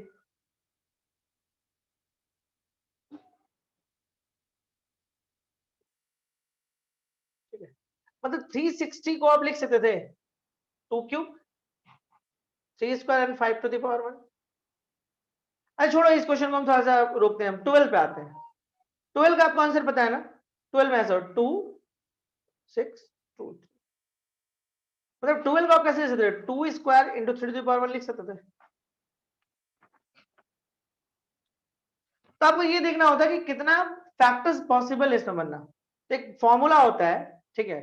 मान ली A P B Q and C R, where A B C R prime, मतलब नीचे वाला प्राइम होना चाहिए। तो नंबर ऑफ फैक्टर का एक फॉर्मूला होता है p plus 1 q plus 1 and r plus 1, वो नंबर ऑफ फैक्टर बता देता है आपको। मतलब अगर हम आपसे ये पूछे कि ये 24 का कितना फैक्टर पॉसिबल है, या मान लीजिए 60 एक नंबर है और आपसे पूछा गया कि इसका कितना फैक्टर पॉसिबल है, तो आप बोलोगे 1 इसका फैक्टर है, 2 इसका फैक्टर है, 3 फैक्टर है, 4 भी इसका फैक्टर है, 5 भी इसका फैक्टर है, 6 भी इसका फैक्टर है, 7 नहीं है, 8 नहीं है, 9 भी नहीं है, 10 इसका फैक्टर है, 12 इसका फैक्टर है, 15 इसका फैक्टर है, 20 इसका फैक्टर है, 30 इसका फैक्टर है एंड 60 इसका फैक्टर है। मतलब ये हुआ कि आप इस नंबर को इसके मल्टीपल में लिख सकते हैं, मतलब 1 इंटू 60, 2 इंटू 30, 3 इंटू 20, ऐसे करके आप लिख सकते हैं। ठीक है, तो देखिए इसका एक तरीका ये था कि आप 60 को ऐसे लिख लो 30 30 5, तो 60 को आप लिख सकते थे 2 का square 3 to the power 1 5 to the power 1। तो नंबर ऑफ फैक्टर कितना हो जाएगा बाबू, नंबर ऑफ फैक्टर आपका हो जाएगा 2 प्लस 1 1 प्लस 1 एंड 1 प्लस 1। ये फॉर्मूला है एक तरह से, यहाँ पे हम लिख दिए फॉर्मूला निकालने का मेथड जो है वो हम लिखे आपके लिए कि अगर कोई चीज ऐसा हो तो उसका फैक्टर लिखने का ये तरीका है। अब देखिए ये परमुटेशंस क्या है, तो हम वो डिफाइन अब करने नहीं जा रहे हैं, एक्चुअली ये कॉम्बिनेशन का टॉपिक है कि कैसे हो रहा है, कैसे हो रहा है पे बात करेंगे तो बहुत लंबा चल जाएगा, फिर हम भटक जाएंगे, हम मैट्रिक्स से निकल जाएंगे। ठीक है, देखिए नंबर ऑफ फैक्टर्स आपका हो जाएगा 2 प्लस 1 यानी कि 3 इंटू 2 इंटू 2, देखिए 12, काउंटिंग करेंगे 12।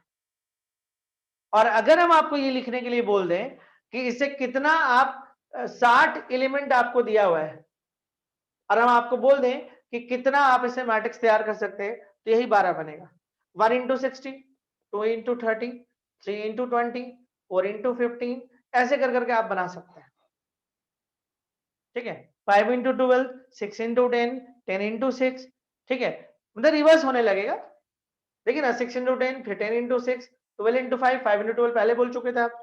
ठीक है, 4 इंटू 15 बोले जो 15 इंटू 4, तो आपको यहाँ पे मतलब एक आइडिया मिल गया कि अगर हम नंबर ऑफ फैक्टर उस नंबर का पता कर ले तो उतना ही मैट्रिक्स पॉसिबल है। तो इस नंबर का हम लोग क्या किए, जब नंबर ऑफ फैक्टर पता किए, नंबर को हम इस फॉर्म में ले आए और इसका फैक्टर निकालने का तरीका हम लोग को पता है। देखिए फैक्टर निकालना हम सिखाए आपको, पहले तो हम ये नंबर दिए और हम रैंडमली फैक्टर निकाले जो कि हम जानते थे।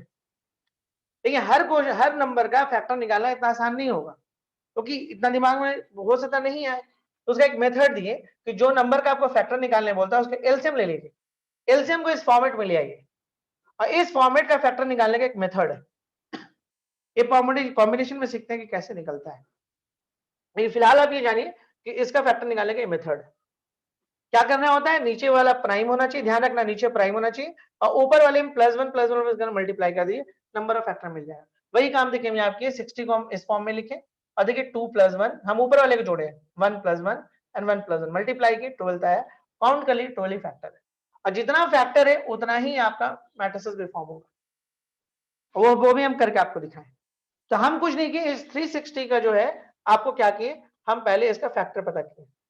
तो इसका फैक्टर पता चल गया 3 + 1 2 + 1 and 1 + 1 4 3 2 24 24 मैट्रिक्स पॉसिबल है। अच्छा अब आपको एक चीज हम यहां से बोलना चाहेंगे कि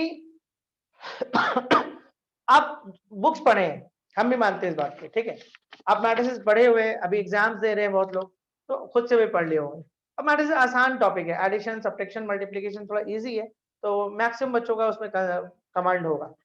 लेकिन हम आपको बोल रहे हैं एक बच्चा मान लीजिए पढ़ा इस तरह का क्वेश्चन कि 12 एलिमेंट है और उसका कितना आप ऑर्डर तैयार कर सकते हैं, ठीक है, आप मेंस के एग्जाम में गए क्वेश्चन बदल के ऐसे कर दिया, अब यार 12 वाला तो हम निकाले थे, फिर बाहर निकल के बोल गए तो बड़ा लेंथी क्वेश्चन था।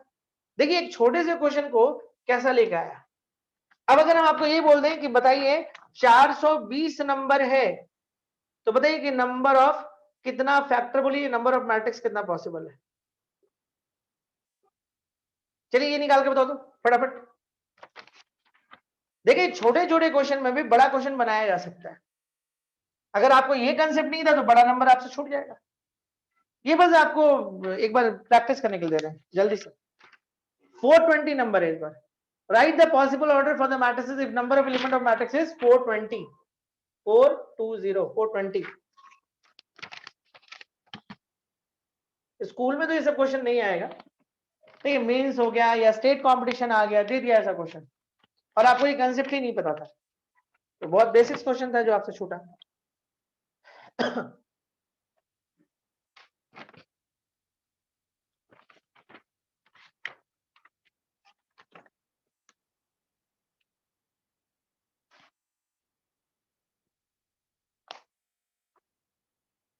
ये भी 24 था, चलिए ठीक है, बढ़िया, बढ़ते हैं अब आगे।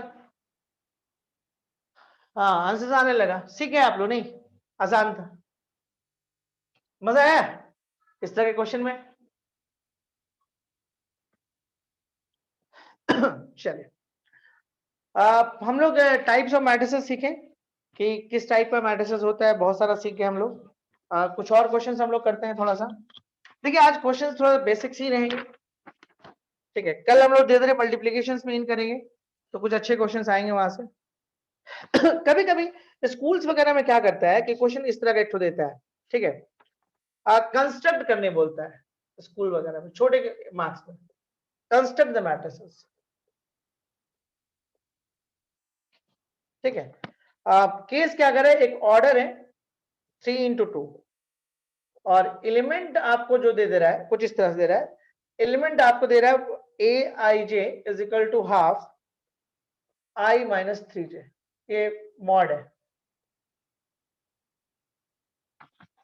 बोलता है कि आप एक मैट्रिक्स कंस्ट्रक्ट करो इस ऑर्डर का, यही भी लिख देता है order 3 × 2, construct the matrix order 3 × 2 या मैट्रिक्स लिख देते हैं, सिंगल मैट्रिक्स होता है ऑर्डर 3 × 2 और उस मैट्रिक्स का जो एलिमेंट है वो ये फॉर्मेट इसका ये होता है, कुछ करना नहीं है। एक डमी मैट्रिक्स हम लोग तैयार करते हैं, डमी बनाते हैं, जिसमें 3 रो होना चाहिए और 2 कॉलम होना चाहिए। 3 रो, A11, A12, ठीक है। कॉलम कितना होना चाहिए? 2 ही होना चाहिए, तो 2 2, और third row first column and third row second column. हो गया, डमी बन गया। अब कुछ नहीं करना आपको, अब आपको सिर्फ बस इतना ही काम करना है कि ये 1 1 को यहाँ पे पुट कर लो। आपको दिया हो ना, aij is equal to half i minus 3j। कुछ नहीं करना है, आप यहाँ पे 1 1 है ना, पुट कर लो। यहाँ पे a11 है तो आप यहाँ पे पुट कर लो 1 माइनस 3 इंटू 1, तो ये हो गया हाफ माइनस 2, मॉड अपना काम करेगा तो 2/2 यानी कि 1 हो गया 1। एंड सिमिलरली a12 आप ले लो, a12 and this is equal to half 1 minus 3 into 2 and this is equal to half 1 minus 6 and this is equal to minus 5, mod अपना काम करेगा and 5/2, and बाकी आप लिख सकते हो। पूरा बनाना जरूरी है। कंस्ट्रक्ट द मैट्रिक्स छोटे मार्क्स में आता है, एक आध मार्क्स में आता है, स्कूल्स वगैरह में दिखता है, बोर्ड वगैरह में होता है। कोरोना काल है तो उम्मीद है किस तरह का क्वेश्चन मिल भी सकता है बोर्ड में एक आध मार्क्स में। Construct the matrix order 3 into 2 और एलिमेंट आपको ऐसे रख दिया। सिंपल था। आप एक डमी मैट्रिक्स पर तैयार करो इस ऑर्डर का, एक बार वो डमी तैयार कर लोगे तो बस फिर पुट करने वाला काम बचेगा, पुट करके जो सॉल्यूशंस आएगा वहां पे मैट्रिक्स तैयार करके लिख दो। ओके, बढ़े आगे, बढ़ा जाए। एक एनसीईआरटी में क्वेश्चन है, तो चलिए उस क्वेश्चन को थोड़ा सा देखते हैं। एनसीईआरटी का क्वेश्चन है, देखा जाए।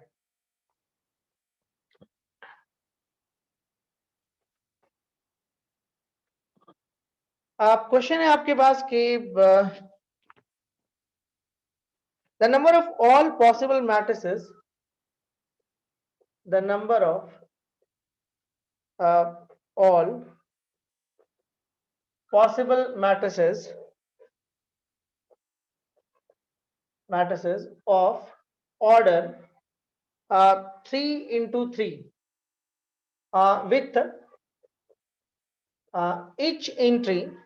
with each entry 0 or 1 is।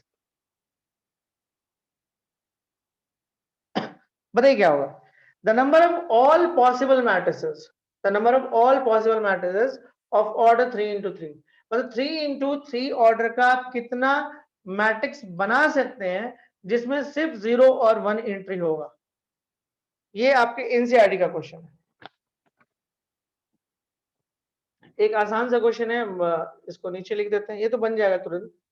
ये भी एनसीईआरटी है, and this equal to m into n is a square matrix,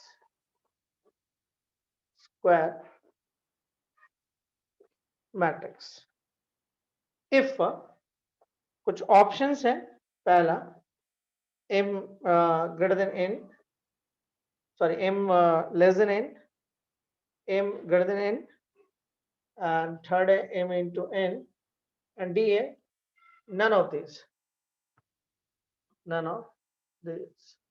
इसका जल्दी से बता दीजिए, एबीसी में क्या होगा आंसर इसका?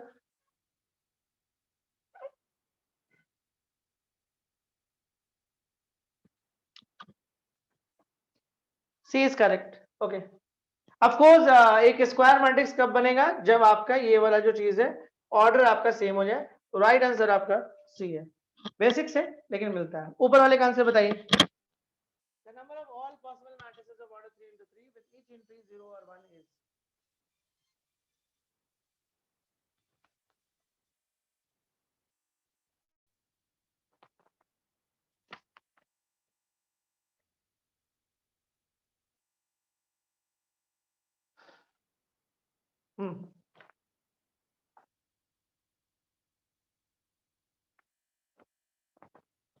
ओके, एक आंसर आया 512 करेक्ट है, लेकिन इनका कहने का क्या मतलब पहले वो समझ लें। मतलब आपके पास ऑर्डर देखिए 1 2 3 4 5 6 7 8 9, राइट आंसर होगा 512 इज करेक्ट आंसर। ओके, लेकिन इनका कहना है कि आप कितना मैट्रिक्स ऐसा बना सकते हैं जिसमें सिर्फ 0 और वो 3 into 3 का होना चाहिए। ओके, जो जिसमें 0 और 1 ही देखते हैं, मतलब ऐसे 0 0 0 और सब सारे में 1 1 1 1, एक मैट्रिक्स ये हो सकता था 0 1 0 1 0 0 1 1 1, ये भी हुआ मैट्रिक्स। ऐसा करके आप कितना मैट्रिक्स तैयार कर सकते थे। तो इसका मतलब ये एक तरह से परमुटेशन का क्वेश्चन है, ध्यान दीजिएगा।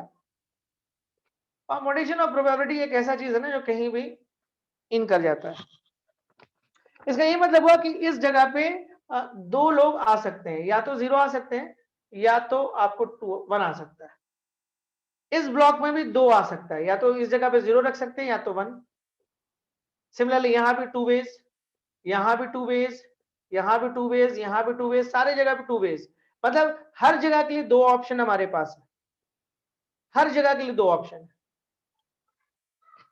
तो ऑफ कोर्स ये मल्टीप्लाई में चल जाएगा, 2 into 2 into 2 up to 9 times,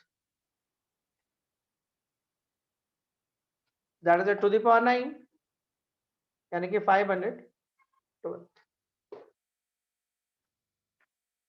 मतलब यहाँ पे हम चाहते तो मेरे पास जैसे वाले 2 ही वाला हम बना देते कि यहाँ पे अगर हम सपोज इस क्वेश्चन को थोड़ा छोटा कर दें और सिर्फ 4 जगह रखें, तो इसके लिए 2, इसके लिए 2, इसके लिए 2, इसके लिए 2, यानी कि 2 into 2 into 2 into 2 16 ऑप्शन है 0 और 1 से बनाने का। कैसे भाई?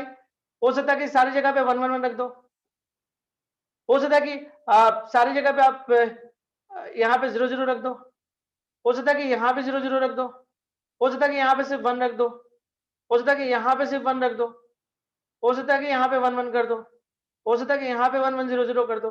तो मतलब आप ऐसे कर करके जाओगे तो 16 टू आपको बन जाएगा 2 into 2 वाला। और जब 3 into 3 वाला में जाओगे तो हर जगह के लिए 2 ऑप्शन है। कई लोगों को ये नहीं समझ आता मल्टीप्लाई क्यों करते हैं, तो मल्टीप्लाई में समझ में आ रहा है कि मल्टीप्लाई ही होगा तभी वो रिजल्ट आएगा। 16 16 तो बन सकता है, आराम से बन जाएगा। तो ये एक एनसीईआरटी क्वेश्चन है, एग्जाम में कई बार पूछा भी है ऑब्जेक्टिव में, तो ये मिल सकता है क्वेश्चन। एक आध क्वेश्चन हम लोग और देखते हैं, इस टाइप का तो कर ही लिए। चलिए छोटा सा क्वेश्चन आप बनाओ, इक्वल मैट्रिक्स के ऊपर बेस्ड क्वेश्चन है। इक्वल मैट्रिक्स कब होता है? इक्वल मैट्रिक्स होने का 2 गुंजाइश है, आपको ऑर्डर सेम होना चाहिए पहला बात, और एलिमेंट भी सेम होना चाहिए। तो आपसे एक बहुत बेसिक्स क्वेश्चन पूछ रहा है, ठीक है। हमको मालूम है कि आप लोग मल्टीप्लीकेशंस और बाकी चीज का वेट कर रहे हैं, लेकिन थोड़ा सा पेशेंस रखिए।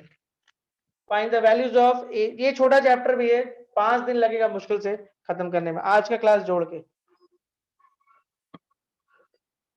A, B, C, X, Y, and Z if X plus 3 minus 6 B minus 3 and Z plus 4 A minus 1 minus 21 and 2Y minus 7 0 0, okay, and यहाँ पे आ जाइए 0 minus 6 2B plus 4, ठीक है, 6 minus 3 and minus 21, and यहाँ पे आ जाइए आप 3Y minus 2 and 2C plus 2 and 0। देखिए इसको इक्वल बोल चुका है यहाँ पे, और ऐसे भी ऑर्डर दोनों का सेम दिख रहा है, बीच में इक्वल साइन डाला है, मतलब ये दोनों इक्वल मैट्रिक्स है। तो आपके पास जो वेरिएबल्स है वो निकालना होगा, a B c x y and z, ये जो भी है वेरिएबल्स आपको निकालना है यहाँ पे।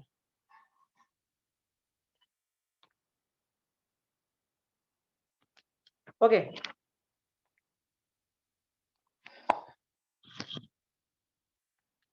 निकल जाना चाहिए, कोई खास दिक्कत तो है नहीं इसमें।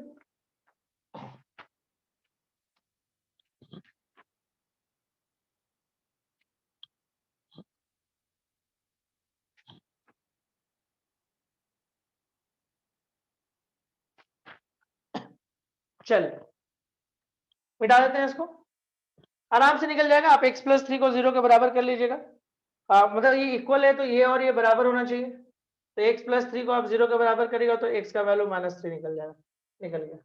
वैसे ही बाकी को भी आप कर लीजिएगा, निकल जाएगा। एक क्वेश्चन हम आपको इक्वल मैट्रिक्स पे और दे रहे हैं, ठीक है, ये क्वेश्चन पूछा गया है तो आप इसका जवाब दीजिएगा क्या होगा। देखिए ऑब्जेक्टिव को इग्नोर मत मारिएगा,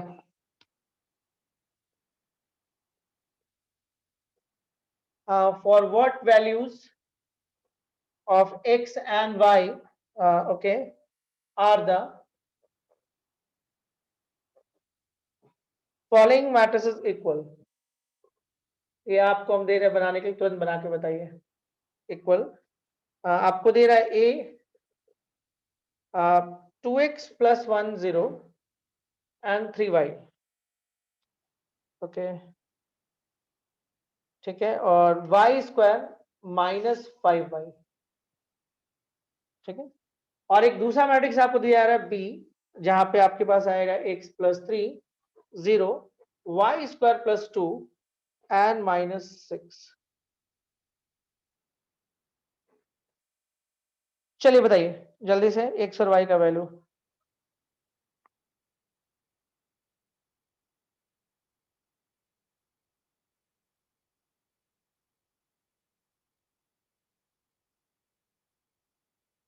ये 2 है ना, z नहीं है, y² + 2 है। For what values of x and y?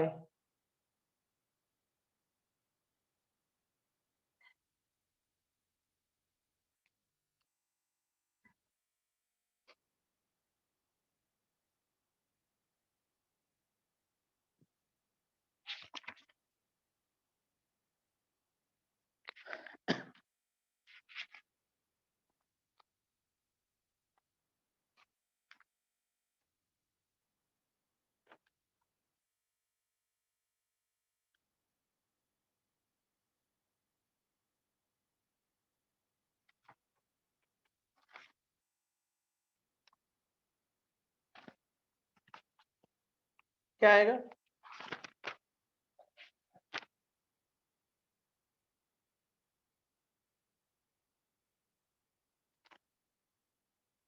आ जाएगा ना, बढ़े आगे।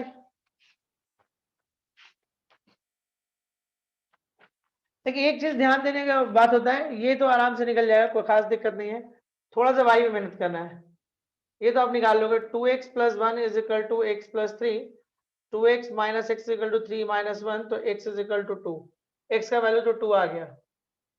y के लिए क्या करना था आपको कि y² + 2 = 3y, इसको इसके बराबर करना था। तो y² - 3y + 2 = 0, इसको सॉल्व करो। दूसरा आपके पास आएगा y² - 5y = -6। ये गलती मत करना, ये क्वेश्चन दिया ही क्या इसलिए, ठीक है। लोग करते क्या है, यहाँ तो x निकाल दिए, 0 मैनेज किया हुआ है, लोग इसको बराबर किए, ठीक है।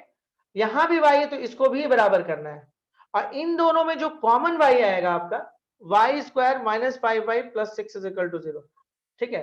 तो आई थिंक ये y - 2 एंड y - 3 = 0, तो y = 2 एंड 3 यहां से आ रहा है, और यहां भी शायद आएगा y - 1 and y - 2 = 0, 2 and -3y, तो y का वैल्यू 1 एंड 2। अब इनमें कॉमन देखिए 2 और 2 है, तो राइट आंसर होगा y = 2। एक क्वेश्चन इसलिए दिया था कि जो कॉमन आता है, जैसे यहाँ पे देखिए, यहाँ पे लिए इसको बराबर किए, यहाँ से इसको बराबर किए, यहाँ से 2 वैल्यू y का दिया, यहाँ से भी 2 वैल्यू y का दिया, आपको देखना है कि उनमें कौन सा y कॉमन है, तो जो y कॉमन है वो आपका आंसर बनेगा। तो यहाँ पे y का वैल्यू 2 होगा। तो ये क्वेश्चन देने का वजह ही था कि इसके कारण आपसे गलती ना हो जाए। ओके, कितने लोगों का सही था? चलिए अगला जो हमारे पास टॉपिक है वो है आपको एडिशन ऑफ टू मैट्रिक्स, ठीक है, छोटा सा टॉपिक है, कर लेते हैं। Addition and subtraction of matrices. चलिए एडिशन, बोर हो गए ना आज का क्लास, पूरा बोरिंग था, जल्दी जल्दी बोलिए, बोरिंग था ना क्लास? ठीक है, सिस्टमेटिक थ्योरी आपको हम दिए, कोई कोई बचपन नहीं बोल रहा कि हाँ नहीं बोरिंग नहीं था, ठीक है। अरे कुछ तो बताए, थोड़ा बहुत तो सीखे होंगे, ऐसे आप लोग बेइज्जत करते हैं। माना कि 1 साल हो गया। चलिए कल का क्लास ठीक रहेगा, कल क्वेश्चंस काफी होंगे। एडिशन एंड सब्ट्रैक्शन थोड़ा सा कर देते हैं, ये भी एक बोरिंग चीज है, खत्म ही करते हैं ना आज करके, ज्यादा टाइम नहीं है, 5 मिनट लगेगा, ठीक है। Addition and subtraction of matrices सीख लेते हैं। Addition and subtraction of matrices, ऐसे ही आप जानते हो एडिशन एंड सब्ट्रैक्शन मैट्रिक्स में कैसे होता है, लेकिन चलिए एक छोटा सा एग्जांपल लेके हम लोग सीखते हैं। मान लीजिए कोई 3 स्टूडेंट आपके पास है ना, कोई 3 स्टूडेंट है जो फिजिक्स केमिस्ट्री एंड मैथ्स का पेपर दिया है और उसमें कुछ स्कोर लाया है, मान ली 40 एंड 60, ओके 30 70 और 40, और यहाँ पे 25 50 एंड 55। ये S1 है, ये S2 है और ये S3 है, ओके। और ये आपका कोई टेस्ट हुआ है जिसमें 3 बच्चों ने पार्टिसिपेट किया, उनका फिजिक्स केमिस्ट्री मैथ्स का मार्क्स। और अगर हम ये बात करें कि जो टेस्ट 2 हुआ, उसमें क्या था कि physics chemistry maths S1 S2 और S3 55 और 40 42, यहाँ पे रख लेते हैं 65 65 कुछ भी भर दो ना, क्या दिक्कत है, ओके ठीक है। अब आपको एक छोटा सा बात बोल रहे हैं, अब हम चाह रहे हैं कि इन मार्क्स को हम लोग एग्रीगेट मार्क्स करें, इसका इन दोनों टेस्ट का एग्रीगेट करें। तो आप तुरंत बोल दोगे इनको जोड़ दो। आप क्या करोगे, आप तुरंत बोलोगे कि इनको जोड़ दो। तो जब आप ये खुद बात बोल रहे हो तो हम लोग को क्या समझ में आ रहा है, हम लोग को एक बात समझ में आ रहा है कि किसी, देखिए ये एक मैट्रिक्स है, ये डाटा है, ये भी डाटा है, और अब इनका हम एग्रीगेट करना चाह रहे हैं इन दोनों टेस्ट का मार्क्स का। तो आप खुद बोलोगे जोड़ दो। आप जोड़ोगे कैसे, खुद सोचो, आप कैसे जोड़ोगे, इस मार्क्स को इस मार्क्स के साथ जोड़ दोगे। देखो ये जानना भी बहुत जरूरी होता है कि हम क्यों करते हैं ऐसा, ठीक है। एक हुआ ना कि कर दिए, ये जानना जरूरी होता है कि क्यों करते हैं। जब तक ये क्यों है ना तब तक आप हैं, जैसे वो क्यों हटता है ना तो फिर आप पढ़ नहीं रहे, मतलब आप समझौता कर रहे हैं, इसका मतलब खैर। तो ऑफ कोर्स आप इसको इससे जोड़िएगा, इसको इससे जोड़िएगा, इसको इससे जोड़िएगा, ऐसे एडिशन चलेगा। तो आपको समझ में आ गया कि दो मैट्रिक्स तभी ऐड हो सकता है जब दोनों मैट्रिक्स आपका क्या होना चाहिए, जिसका number of rose and number of columns दोनों का बराबर होना चाहिए, ऑर्डर सेम होना चाहिए। एडिशन में मस्ट है ऑर्डर, मतलब एक मैट्रिक्स अगर मान लीजिए आपका m इंटू एन ऑर्डर का है और दूसरा मैट्रिक्स अगर बी आई जे ये भी m इंटू एन ऑर्डर का है, तो इसका एडिशन पॉसिबल है। एडिशन में क्या होगा, ए I J plus B I जे, और ऑर्डर तो आपका यही होगा, यही होगा। This is addition. And similarly subtraction, यहाँ पे हम ये नहीं बोले कि ये एलिमेंट भी बराबर होना चाहिए, ऐसा कुछ नहीं बोला हुआ है, सिर्फ ऑर्डर सेम होना चाहिए। तो दो मैट्रिक्स ऐड या सब्ट्रैक्ट तभी हो सकता है जब उसका ऑर्डर सेम होना चाहिए। और एग्जाम्पल के तौर पर ये था, अगर मान लीजिए कि दो बच्चा एग्जाम नहीं भी देता तब भी हमको यहाँ पे 0 और 0 तो लिखना पड़ता है ना। ऐसा तो नहीं है कि हम एक नया टाइप का मैट्रिक्स तैयार करते हैं ऐसे वाला, ये तो करते नहीं। हम फिर क्या करते हैं, इस जगह पे 0 डाल देते हैं, लेकिन डाले ना नंबर तो यहाँ पे पुट करना ही पड़ा ना एग्रीगेट करने के लिए। तो यानी कि ऑर्डर सेम होना मस्ट कंडीशन है आपको एडिशन और सब्ट्रैक्शन के लिए। अगले दिन हम लोग बात करेंगे मल्टीप्लीकेशन मैट्रिक्स विद स्केलर्स, मतलब मल्टीप्लीकेशन का सारा काम हम लोग नेक्स्ट डे करेंगे, मतलब कल ही करेंगे, है ना। काफी बोर हो गए, ज्यादा बोर नहीं करेंगे, चलिए ठीक है, यही तक रखते हैं। Okay, thank you.